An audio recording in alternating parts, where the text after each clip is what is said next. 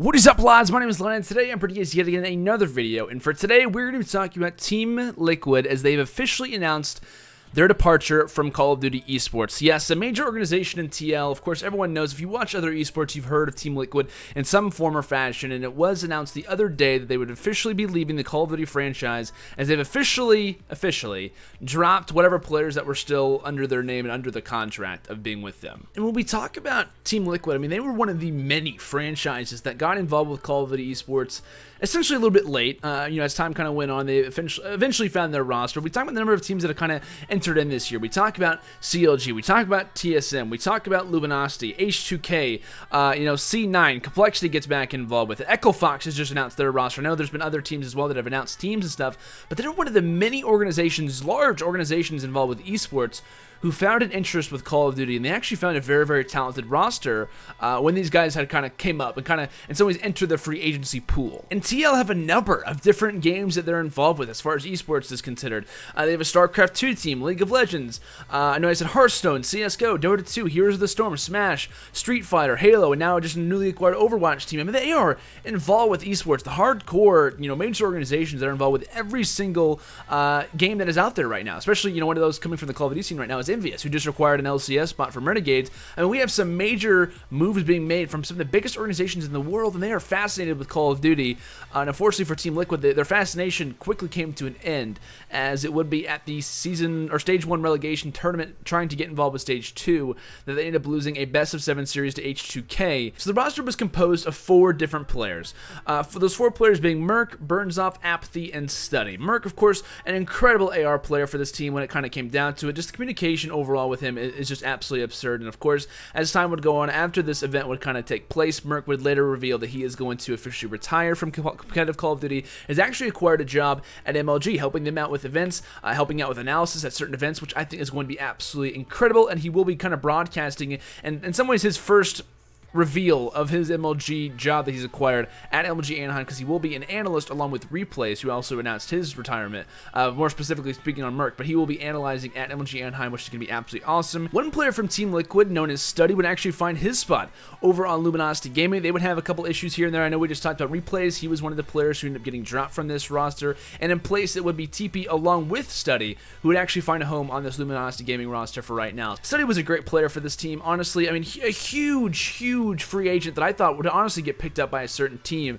but many of the offers that Team Liquid had received, him being especially one of the main players, didn't actually accept any of those because he wanted to stick along with this team. He thought that they could make it into Stage 2, but unfortunately that rumor would kind of be ended pretty quickly. So along with a fantastic AR in Study as well as Merc, we also have one of our main sub players for what was the previous Team Liquid team, which was Burnsoft, probably one of my most favorite players in all of Call of Duty esports. After this loss, he ended up announcing that he would in some ways potentially be retiring. He had a lot of stress coming into playing, not just with his team, but wanting to get in the league. I think it's a major stress for a lot of these guys, which we'll talk about here in just a second. But he would talk about, should I retire, should I not retire? And thankfully, Burnsoft has announced that he will not be retiring. He's still going to play and is currently scrimming with a number of different players, number of different organizations heading in to MLG Anaheim. He's actually the only guy who either didn't retire or ended up finding a roster yet in the league. He's actually kind of in some ways venturing out, trying to find a home of his own heading into MLG Anaheim, like I just mentioned. So, Burnsoft was a really good SMG player for this team. Also kind of transitioned between the two. Really good sniper as well, and kind of brought a lot of hype to this team. It was really good to see them perform, especially at UMG South Carolina, which was their only live event that I personally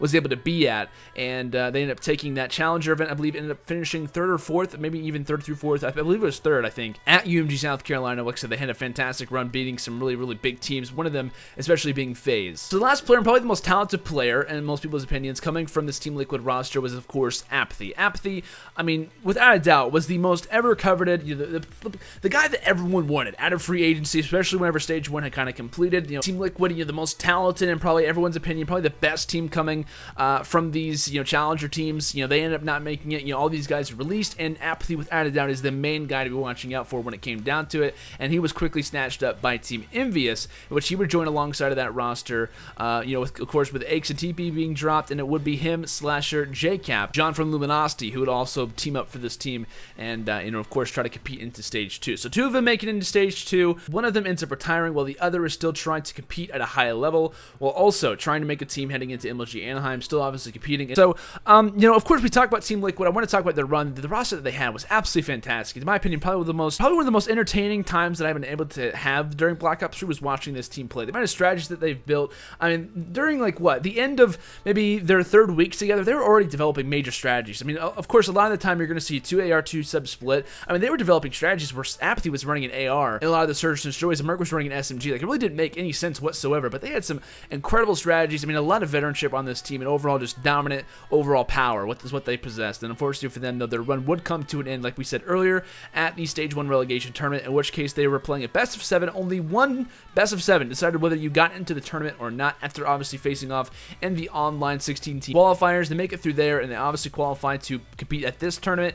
And they end up facing off against H2K, where unfortunately for them, they're up 3-0, and for one of the first times ever, we end up seeing a reverse sweep and a best of 7, in which case H2K kind of catches fire, and they end up firing back, winning 4 straight games, knocking Team Liquid out in their hopes at wanting to be into Stage 2. And this all kind of sprung up because I saw, of course, the tweet coming from Team Liquid in which they announced they had officially dropped all the players, for bringing on a contract, and they also tweeted out this article, which I'll have linked down in the description if you guys are curious.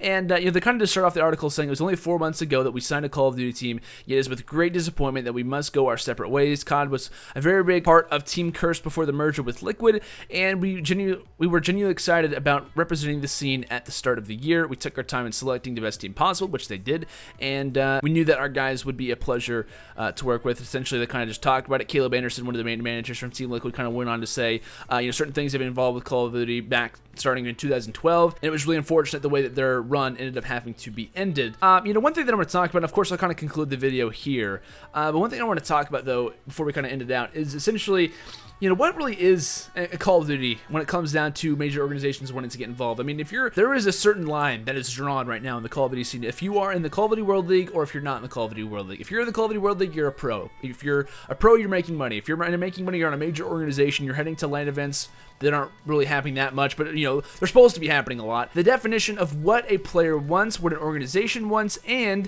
if players aren't involved with the Call of Duty World League, it is very, very hard to find a group of guys who are motivated to want to attend a LAN who aren't in the Call of Duty World League already if a major LAN event has not been announced. Of course, we do have Anaheim. That's the reason why we're seeing teams like Echo Fox, CLG especially, announcing teams that, of course, CLG not being involved with Stage 2, but still wanting to find a roster. Echo Fox kind of entering in as well. But besides that, if there was maybe LANs that were rumored, we would not be seeing these teams come up. I mean, we wouldn't be seeing C9 Eclipse practicing. We wouldn't be seeing, like I said, all these organizations getting involved yet, because it is so hard, if you are not in the Call of Duty World League, to want to do something more. And of course, I've made videos talking about suggestions that we could make potentially for a semi-pro league, a separate opportunity for players to make money in.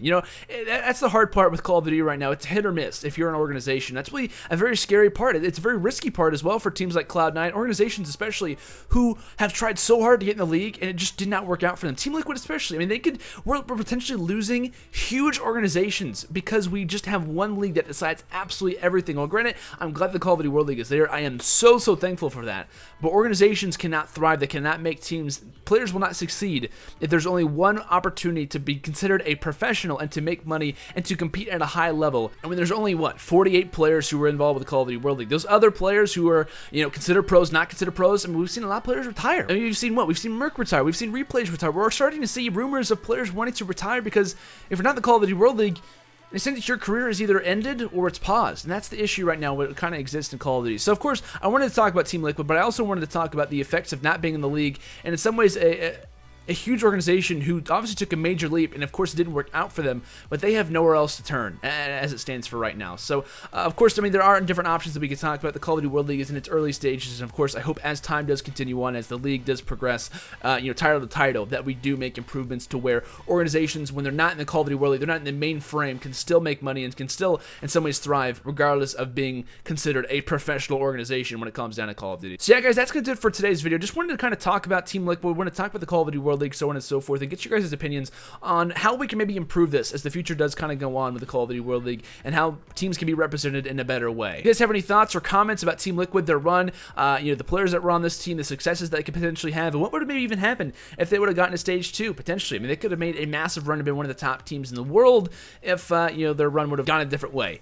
So yeah, guys, if you guys did enjoy the video, of course, please, and always make sure to leave a like. It really does help me out a ton. And if you guys are new, make sure to subscribe for future content. Really do appreciate you guys very, very much. much. And yeah, that's going to do it for today's video, guys. Thank you so much for watching yet again. I will see you all later. Have a fantastic day. And until next time, peace out.